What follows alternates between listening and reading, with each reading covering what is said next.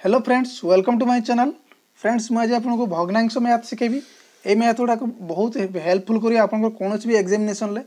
मुझे मैथ रे आपको शिखेबी जो भग्नांश संख्या गुड़ा नॉर्मल संख्या जमी 2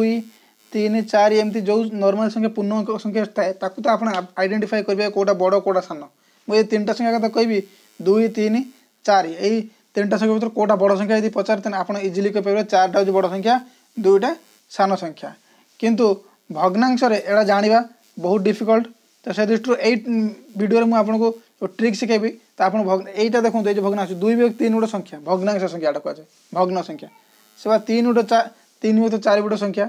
4 विभक्त 5 भी आउट संख्या 5 विभक्त 6 आउ गोटे 6 विभक्त 7 भी गोटे संख्या। तो यही सब संख्या गुड़ाक भी पचारे या भर सबुठ बड़ संख्या और सबुठ सान संख्या किए तेना आपण मैंने एत सहज कहींपारे ना है जदि बा कहे गोटे ट्राडिशनल मेथड यूज करके आपन को हरण कर बाहर करेंगे लव सहित हर कर बाहर कले आपको बहुत टाइम टेकन हम और डिफिकल्ट हम। कि मुझे जो वीडियो में आपको गोटे ट्रिक बताइए जोटा कि आपको कौन भी कैलकुलेशन न करके यही संख्या गुड़ाकर बड़ सान आप बाछि पारे।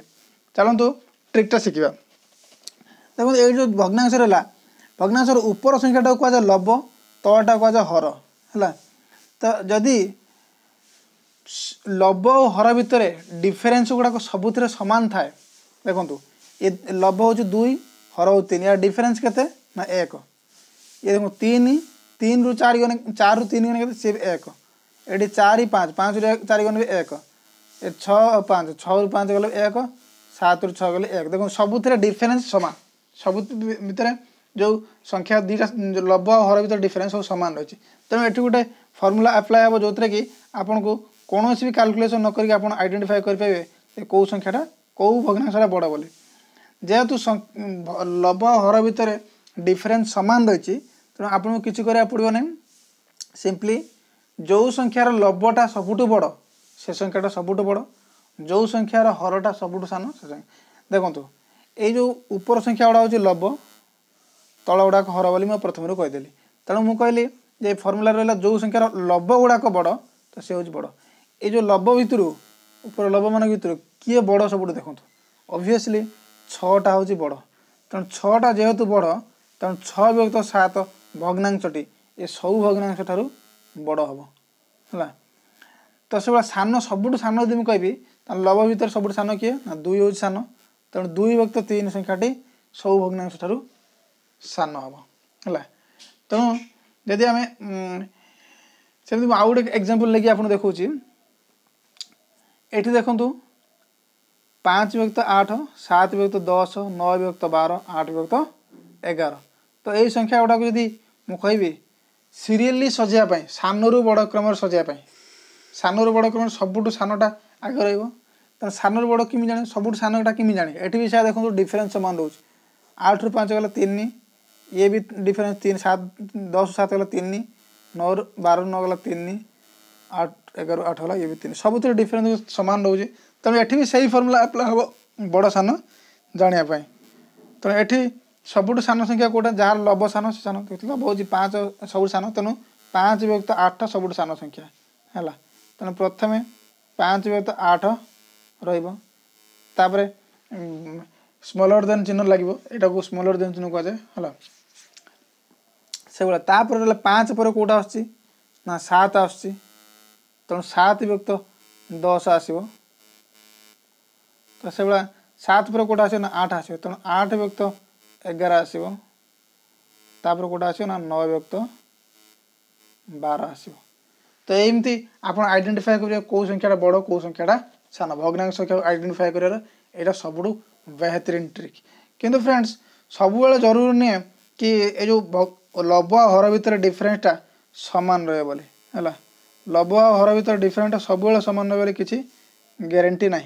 तो से दृष्टि आम ये कौन करिया जदि ये जो लव हर भर संख्या गुड़ाक डिफरेन्स सामान न हो अलग अलग है तो से जगह कौन करिया